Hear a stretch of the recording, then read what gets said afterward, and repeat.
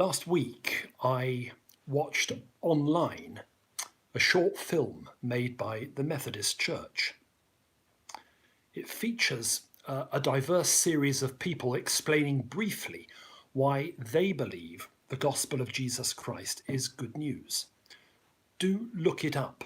It's moving and inspiring. So inspiring that I'd like to attempt a response. Although, unluckily for you, I have a whole reflection to fill. Why do I believe the gospel of Jesus Christ is good news? In the first place, I hope I don't sound too ridiculous, I find it intellectually coherent. What do I mean by that? It seems to me that any credible account of God must have something to say about two realities. The first is the inescapable existence in the world of the suffering of the innocent. It's impossible to say anything about God and ignore this. If God is the author of the suffering, or if God is indifferent to it, then that raises profound questions about the nature of God and of our relationship to God. But the gospel is that through the cross of Jesus Christ, human suffering is known to God.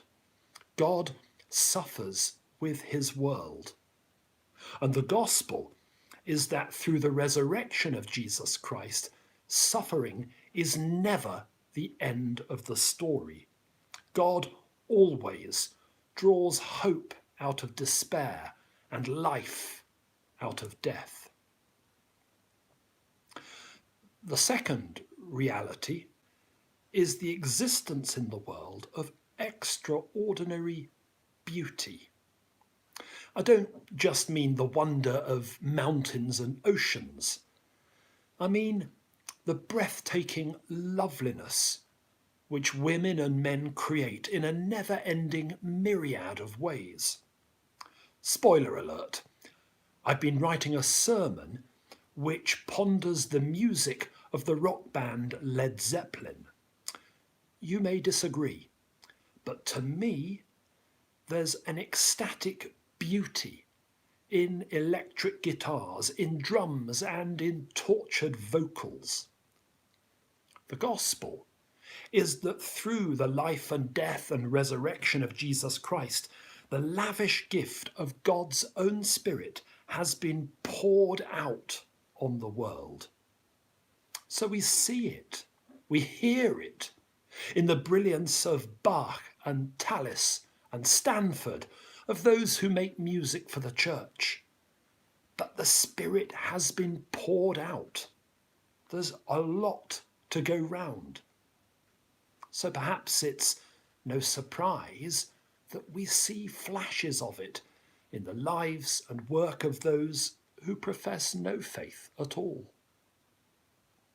So, intellectually coherent. That's important, but it's not the whole story. For the gospel is a gospel of redemption. This is deeply unfashionable stuff. But I believe the gospel is good news because I believe I'm in need of redemption. That sounds melodramatic, I dare say. Redemption from what exactly? Well, for starters, from my part in the systems and structures which distort and poison human life. I'm a privileged white man, and I must acknowledge my part in the racism and sexism that has for too long characterized the experience of too many. But it's more than that. When I'm honest with myself, not easy, I'm conscious of a raft of selfishly destructive habits and behaviours that I have accrued, all of which have the potential to damage me and to damage those around me. I need two things. I need to be forgiven, and I need to be turned around, saved, healed. Forgiveness and healing sum up what the gospel is about. It will be a lifetime's work, but I'm learning that I am forgiven and that I can be changed for the better. Does that still sound a bit theoretical? All right. The last reason why I believe the gospel is good news is that every so often I run headlong into God. Not every day or every week. Usually when I'm alone, and usually when I'm trying to pray. Then, sometimes, unlooked for, I find myself in the presence of a presence. Or I find myself in the presence of presence itself. Presence so deep, so immediate, so still, so loving,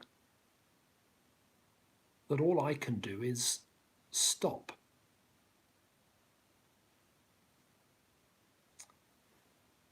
I believe the gospel is good news because there's no other gospel I could believe. Because it's changed me and is changing me. And because it's the gospel of one who makes himself known to me. One who is, as someone once said, closer to me than I am to myself. That's why I believe the gospel is good news. What about you?